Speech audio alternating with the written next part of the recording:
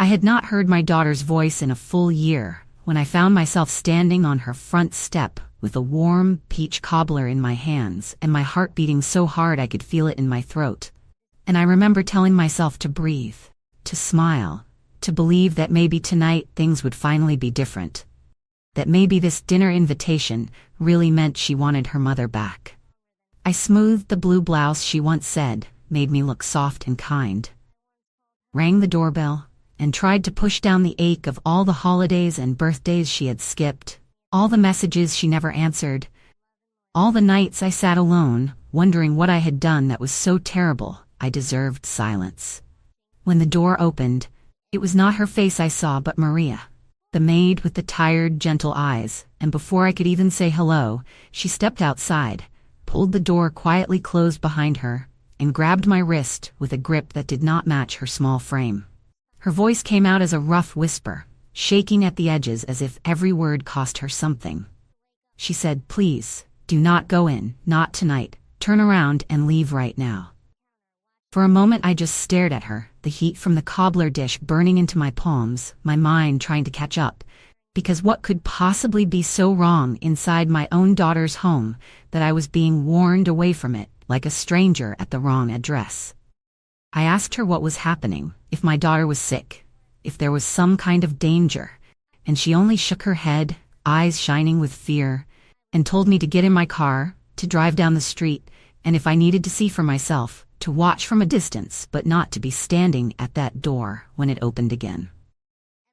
Something in the way her fingers trembled against my skin told me this was not drama or exaggeration.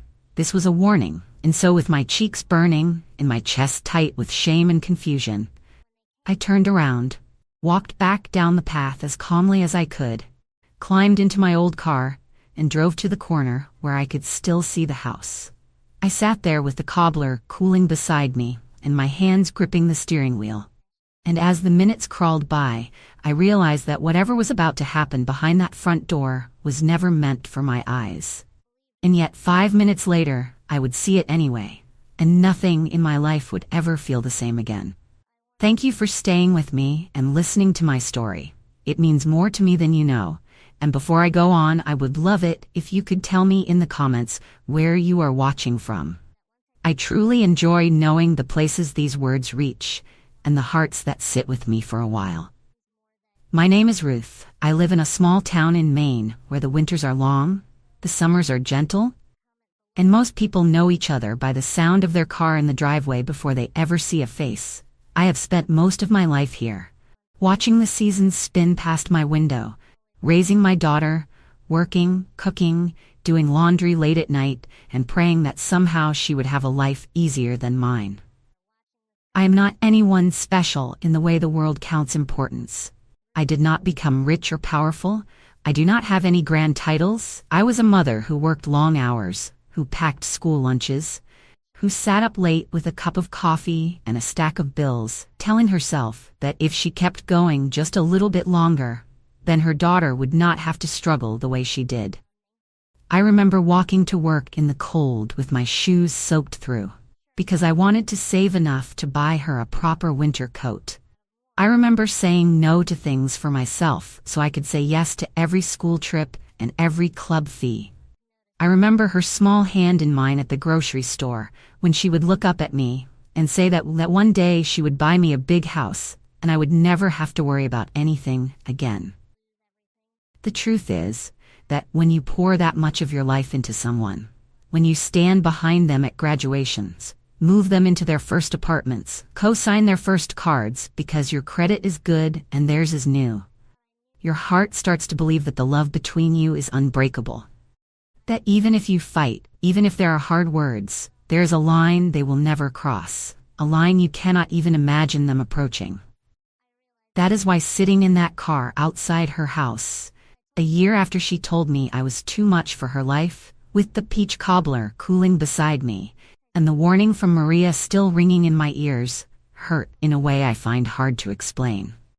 Because I was not just afraid of what might be happening inside that house, I was afraid of what it said about the girl I had raised, about the years I had given, about whether all those nights in Maine when I thought I was building a strong bond had somehow turned into something I did not recognize at all. When I sit here now and think back on how everything started between me and my daughter, it still feels unreal that it could come to the point where I was afraid of what might be waiting for me inside her own house. Because for so many years, my whole world was built around her smile and her future. And every choice I made felt like it had her name written on it. I was not given an easy road in this life. Her father left when she was still so small. She was sleeping in a crib pushed up against my bed. And I remember standing in the doorway after he walked out with his suitcase, looking at that little face and promising her out loud that she would never feel abandoned. That I would be there for every scraped knee, every school play, every broken heart. I worked jobs that were not pretty. I cleaned offices after other people went home. I stood behind counters on tired feet until my legs ached so badly at night that I would soak them in hot water and hope I could walk without limping the next morning. But every time she came home, waving a paper with a good grade or talking about a dream she had for her life, I felt like it was all worth it. As she grew older, I watched her become smart and confident, the kind of person who walked into a room and lit it up, and when she got into college, I cried all the way home after dropping her off.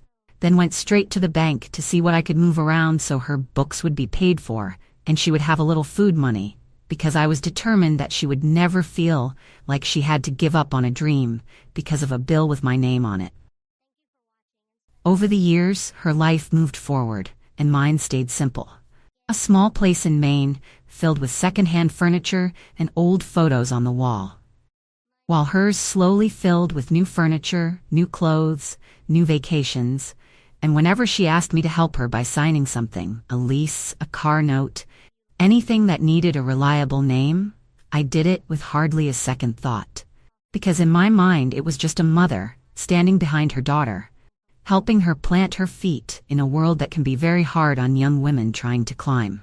I never imagined that my willingness to trust, my habit of signing where she pointed, would one day become the thin line between my safety and my ruin, or that the same hands I held when she learned to cross the street would later be the ones holding documents that could have quietly taken everything I had worked my whole life to keep. So as I sat in that car outside her house, the cool Maine air slipping in through the cracked window, watching the lights in her living room, and remembering the days when I used to be welcome inside without question, it felt like my heart was being pulled in two directions at once. One part still seeing the little girl who used to fall asleep on my chest and whisper that she loved me more than anyone, and the other part hearing Maria's shaking voice warning me to leave, wondering what kind of woman my daughter had become, while I was busy believing nothing between us could ever truly break. The first cracks between us did not appear overnight. They slipped in quietly after she started building her own life. And for a long time, I told myself it was just normal distance, the kind that comes when someone is busy with work and trying to make something of themselves. But looking back, I can see how slowly and surely she began to move me from the center of her life to the outer edge. When she met the man who would become her husband, I tried my best to welcome him. I cooked for them, listened to his stories, laughed at the jokes that made my skin crawl a little. And even when I heard him make comments about older people not understanding money, or how some mothers did not know when to let go, I swallowed my hurt, because I did not want to be the reason anything went wrong for her. As time passed, their home grew bigger. The cars in the driveway got nicer. The vacations got farther away, and my visits got shorter and further apart. Phone calls turned into quick messages, then into silence. And when I did hear from her, it was often because something needed my name or my credit, never because she simply wanted to hear my voice and ask how I was sleeping or if my back was hurting again. The night everything finally broke was not loud at first. It started with me asking a simple question about a letter I had received from a bank I did not use, and instead of concern, she snapped at me, her eyes flashing the way they used to when she was a teenager. Only now there was a hardness in her face that I did not recognize. She told me I was being dramatic, that I saw problems where there were none, that I needed to stop accusing her and her husband of things just because I did not understand the modern world. When I tried to explain that I was only scared that some of the letters used my name in ways that did not make sense, she raised her voice and told me I was toxic, that every conversation with me turned into guilt and worry, that she needed space from what she called my negativity. And before I could gather my thoughts enough to answer, she ended the call and disappeared from my days as if someone had turned off a light. I spent that year replaying every word, every moment, wondering where I had gone wrong. Writing messages I never sent, checking my phone on birthdays and holidays, convincing myself that if she ever reached out, I would put my hurt in my pocket and just be grateful she wanted me again. And that is exactly why, when that invitation to dinner finally came, I went, even though something deep inside my chest already knew that what waited for me on the other side of that door was not the simple forgiveness I had been praying for. The message came on an ordinary afternoon, the kind of quiet Maine day where the sky is a dull gray and you hear more about other people's lives from television than from your own phone. And when I saw her name light up my screen after a full year of silence, I actually thought my eyes were playing tricks on me. My hands shook so badly I almost dropped the phone before I managed to open it and read the words, "Dinner at 7. Just us. Let us talk." I must have read that little line 10 times, my chest feeling tight and hollow at the same time. Because there it was, everything I'd been begging for in my prayers and doubting in my mind. An invitation that sounded simple on the surface but carried the weight of every unsaid apology, every unanswered call, every birthday missed, and every night I sat awake, wondering if I should have fought harder or stayed quieter that last time we spoke.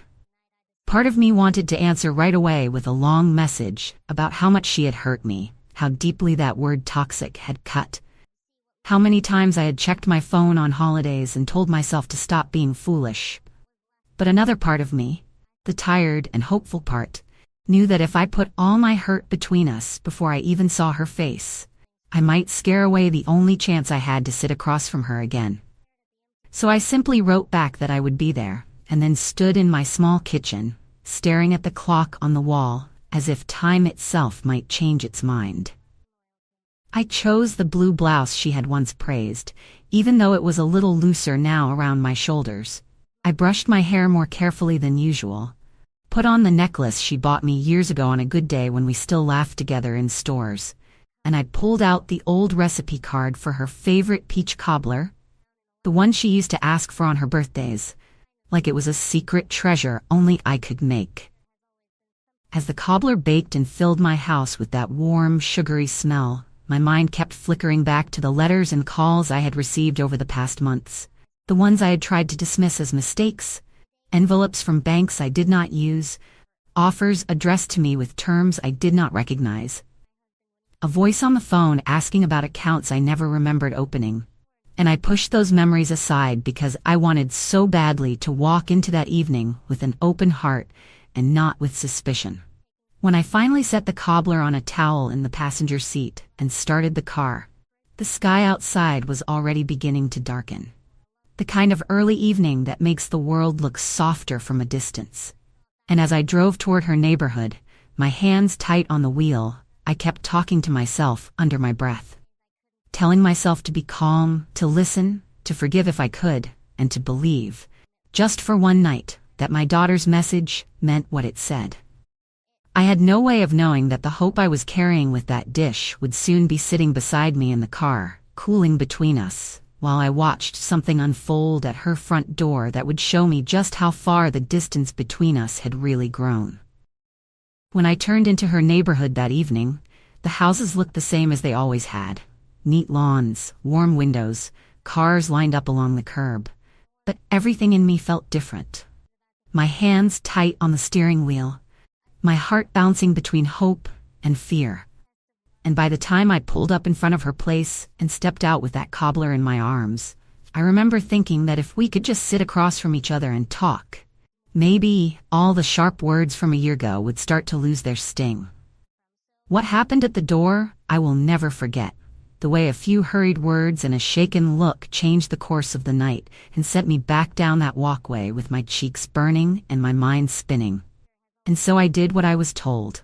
I got into my car again, drove slowly to the corner, and parked where the trees and shadows hid me just enough that I could still see her front steps without being seen myself. Sitting there in the dim light of the dashboard, the smell of peach and cinnamon filling the small space around me, I felt older than I had ever felt in my life, not because of my years, but because of the weight of confusion pressing down on my chest as I stared at that house and tried to make sense of how a simple invitation to dinner had turned into a warning to disappear. I watched the curtains, the glow in the windows, the way the porch light washed over the steps, and I kept asking myself if I had misunderstood. If maybe I had overreacted, if I should have ignored everything and marched back up there like I used to when she was a teenager slamming doors. But every time that thought rose up, I saw again the fear in those eyes that told me to leave, and I knew that something beyond hurt feelings was moving inside those walls. Time in that car did not feel like minutes. It felt like a long hallway with no end. My fingers tapping the steering wheel, my mind walking back through every letter, every unexplained phone call from banks I did not know, every little detail that had felt wrong over the past months and that I had pushed aside because it was easier to believe in love than in the possibility that someone you raised could use your trust as a tool. I remember whispering to myself in that parked car, asking quietly for protection.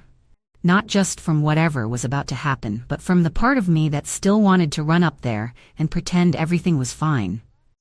And it was in the middle of that silent, heavy waiting that I saw headlights swing around the corner and a dark vehicle slow to a stop in front of her house. And something in my body went cold before my mind even caught up with what my eyes were seeing. The dark vehicle rolled to a slow stop in front of her house, and even from where I was parked, I could see the shine of the paint under the streetlights. Too clean and too official looking to belong to a neighbor dropping by for a friendly visit. And when the doors opened and two men stepped out, one in a suit holding a folder, and the other in a uniform with something small clipped at his belt, my breath caught in my throat in a way that made my chest ache. I watched them walk up the path I had just walked, confident, purposeful. The man in the suit glancing down at the papers like he already knew every step of what was supposed to happen next. And when the door opened, it was not a warm family scene I saw. It was my son-in-law standing there, checking his watch with that impatient little flick of his wrist.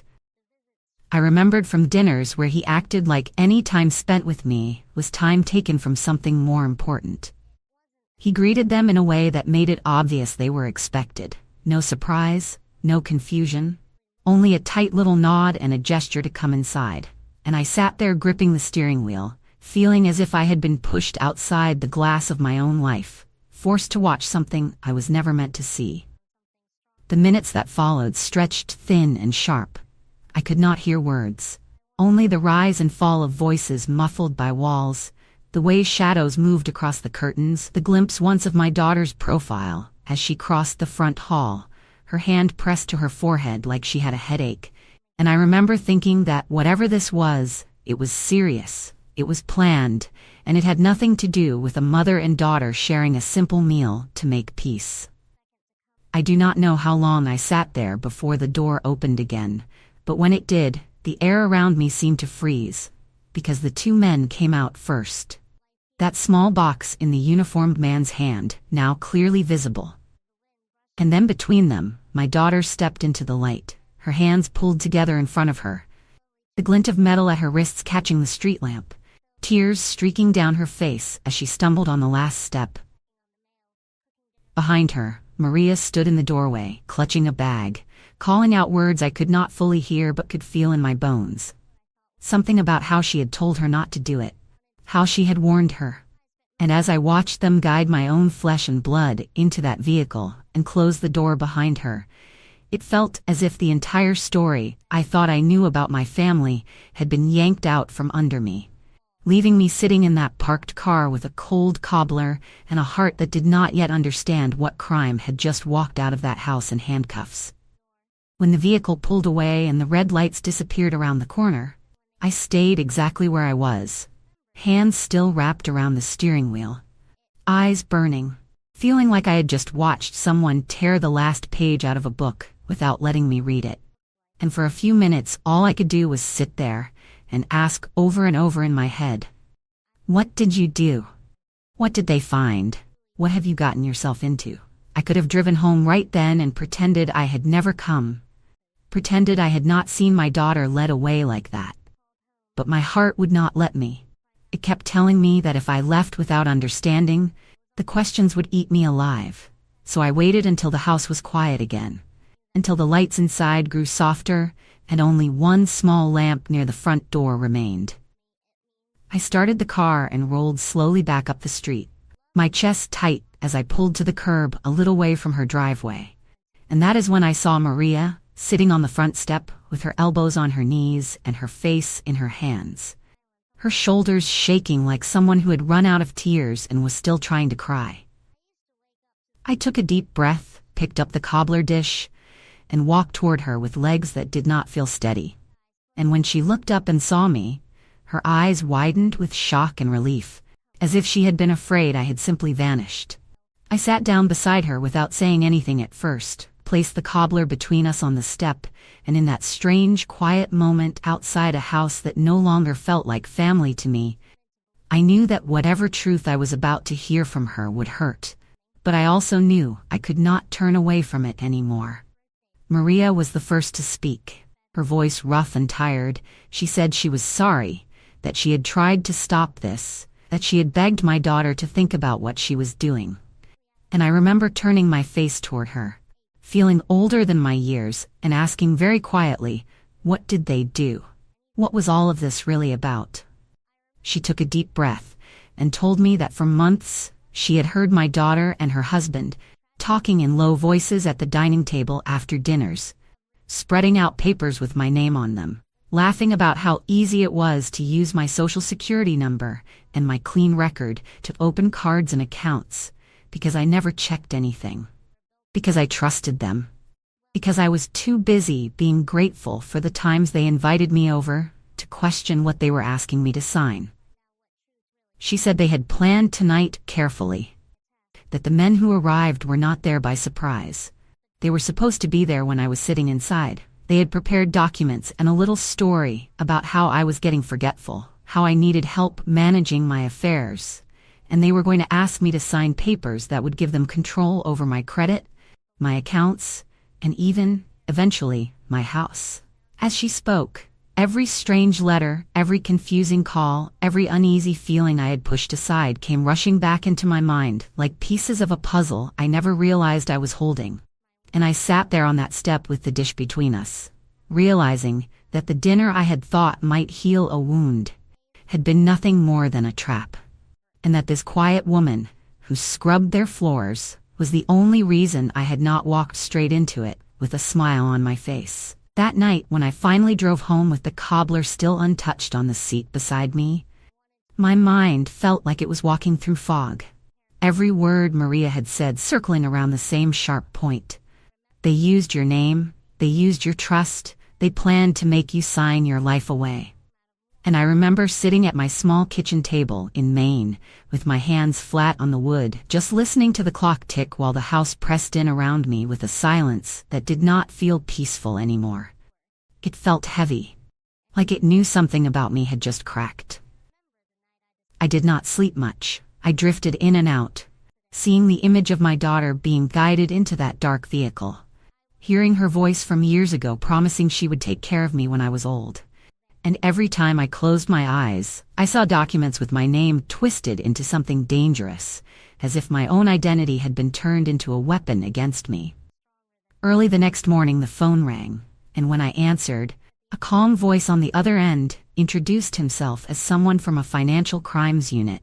He asked me to confirm my full name, my address, the last 4 digits of my social security number, and then he said words that made my hands go cold. He told me they had been investigating several accounts opened in my name that matched addresses and contacts connected to my daughter and her husband. that they had gathered evidence of fraudulent credit lines, loans, and purchases, and that the visit I had witnessed outside her house was the result of a warrant they had been building for months. He said they had tried to reach me before, letters that I now remembered tossing aside because I thought they were just confusing bank mail, calls I had cut short because I assumed they were scams. And as he spoke, I felt this deep, aching shame that I had been so eager to avoid trouble that I had walked right past the very people trying to protect me. When he asked if I had knowingly given permission for any of these accounts, if I had agreed to hand over control of my finances, my heart felt like it was breaking all over again. Because saying no out loud meant facing the truth that my own daughter had gone ahead anyway. And when I finally managed to whisper that I had never agreed to anything like that, he was quiet for a moment, then told me gently that my cooperation would help them close the case and start cleaning up the damage done in my name. I hung up the phone and sat there staring at the wall, realizing that the little girl I had once carried on my hip had grown into a woman who saw my trust and my good name as tools she could bend, and as painful as it was, I understood that what had been taken from me was not just credit. It was the last bit of innocence I had left about who she was willing to be.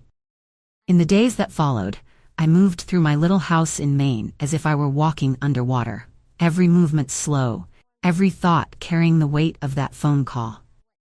But one morning I looked at my reflection in the kitchen window and realized that if I did not stand up for myself now, there might not be anything left of me to protect later. So I put on a clean blouse, gathered every letter and statement I could find with my name on it, and went to see a lawyer in town who had helped a friend of mine after her husband passed.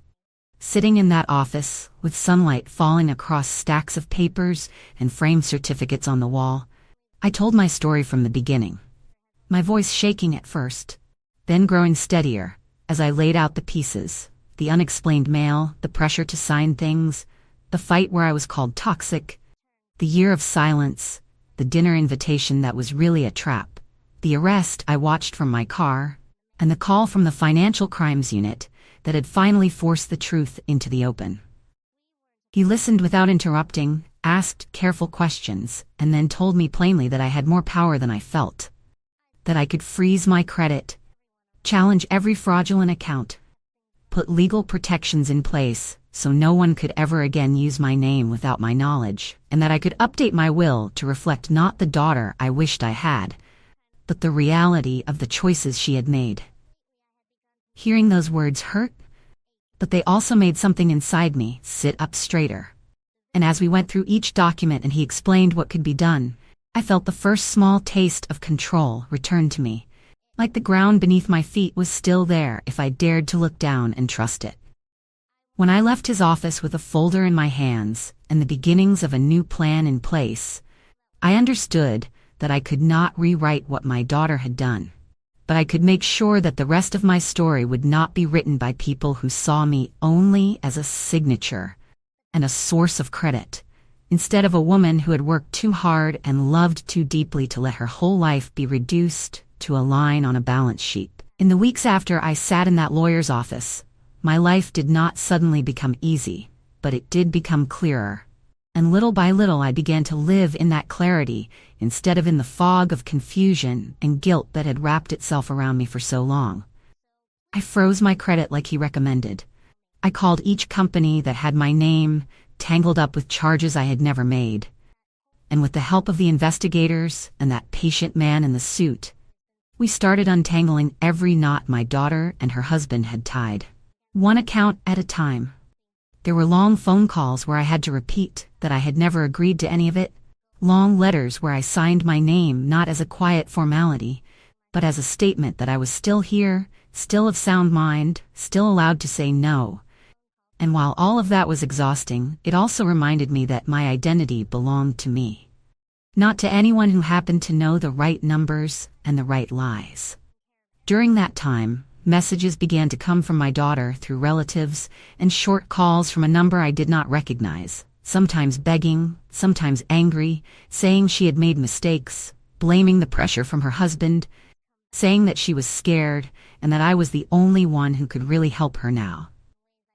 And every time I heard those words, my heart clenched, because there is a part of a mother that never stops wanting to rush in and save, even when she is the one who has been wounded. But I also knew that helping her did not mean handing back the very power she had tried to steal.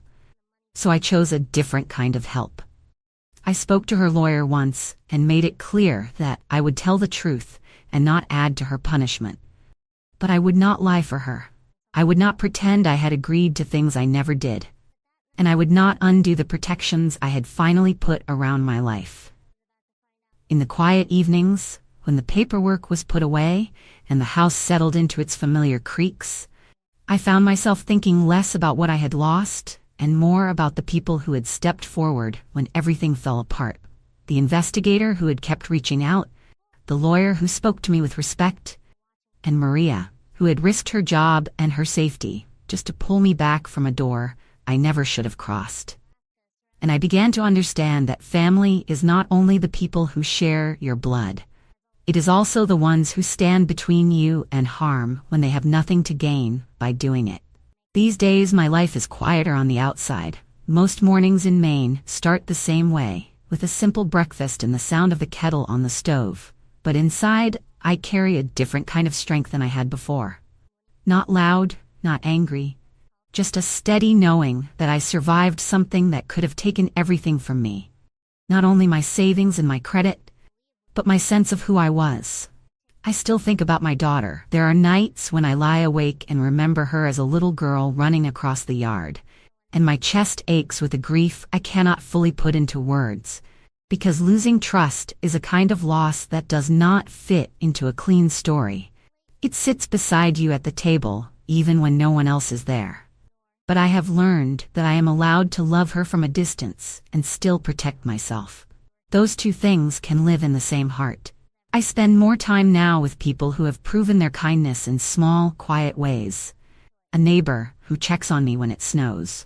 A woman from church who brings over soup when she makes too much. And every so often I call Maria just to hear her voice and make sure she's doing all right. And when we talk, I thank her again. Because without her courage that night, I might have walked into a future I did not choose. If there is anything I want you to take from my story, it is this. You are not selfish for asking questions. You are not ungrateful for reading every line before you sign your name. You are not disloyal for saying no when something feels wrong. Your name, your mind, and your peace are not gifts you owe anyone in exchange for love. If you are listening to me, and you have felt something turn in your stomach while someone you care about pushed papers in front of you, or told you that you were being difficult for wanting to understand, I hope my story gives you permission to pause, to ask for help, to remember that you are allowed to protect the life you worked so hard to build. Thank you for staying with me all the way to the end of this story. It makes my heart feel a little less alone to know you sat here with me. And if you would like to hear more of my stories and walk through them together, I invite you to subscribe so we can meet again in the next one.